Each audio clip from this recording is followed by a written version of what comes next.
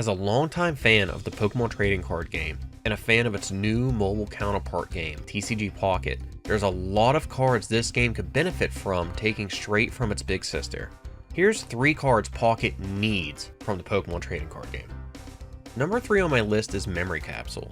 This card could be a real game changer. This tool lets the Pokemon it's attached to unleash any attack from its previous evolutions. Ever since Rare Candy burst onto the scene, Stage 2 Pokemon have been flexing their muscles like never before. But the real heavy hitters share one secret sauce: energy efficiency. Take Meowscarada and Solgaleo EX for example. These powerhouses can swing for just 2 energy. Incineroar EX has a 1 energy attack to keep the pressure on while it builds up to its big finish. Charizard EX has a ramp up move that sets the stage for an absolute sweep. But then you've got poor Gengar EX, needing a whopping 3 energy just to deal a measly 100 damage. With Rare Candy letting you skip the turn 2 setups, Gengar's just sitting there, eating hits, and never swinging the momentum back in your favor.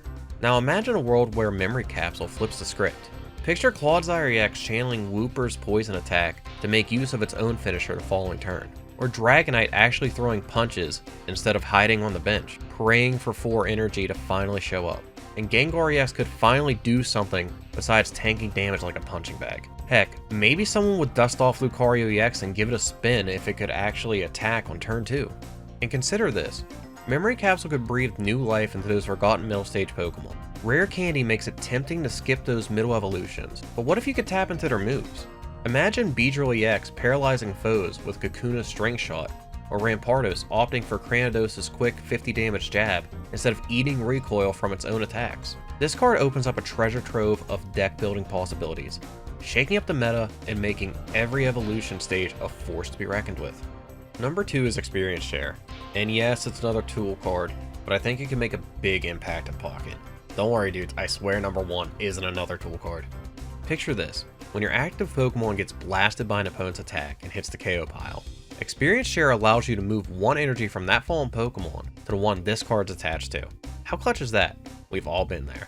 Your star Pokemon, loaded with energy, gets knocked out, and suddenly your board presence is gone.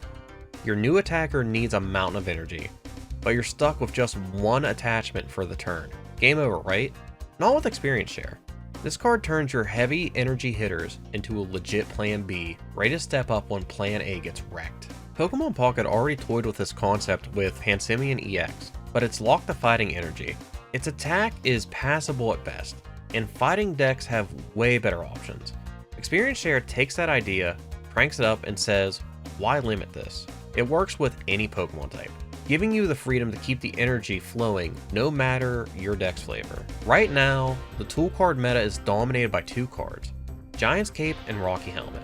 With its potential to keep your strategy alive after a brutal KO, this card is a real contender for your limited deck space.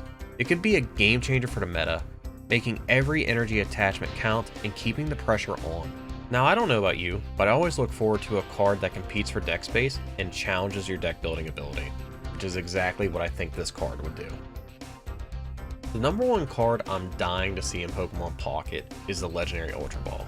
Here's the deal. You can only play Ultra Ball if you toss 2 cards from your hand into the discard pile. In return, you get to dive into your deck, search for any Pokemon, yes, any Pokemon, reveal it, grab it, and shuffle your deck.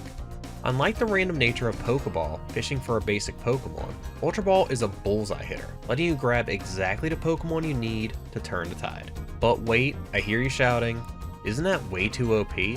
Not in Pokemon Pocket. Ultra Ball's power comes with a steep cost. You're trading 3 cards, the 2 you discard, plus the Ultra Ball itself, for just 1. That's a gut punch to your hand, especially in a lean 20 card deck. Imagine chucking that game-closing Cyrus you were banking on, or ditching a rare candy you needed to evolve, rendering your Ultra Ball play totally pointless anyway. Worse yet, what if your opponent slaps down a late-game Mars, leaving you with 1 card, and you draw an unplayable Ultra Ball? Ouch. This card is a consistency beast, no question about it, but it's a high-stakes gamble.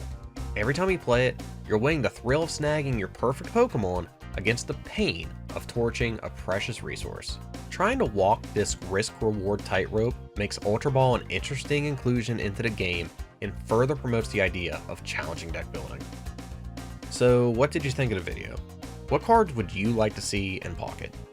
Maybe we can make a follow-up video featuring your ideas. Thanks so much for watching. We're just a baby channel, so every like and subscription helps. So if you liked the video, consider sticking around. And I'll catch you guys in the next one. Later, dudes.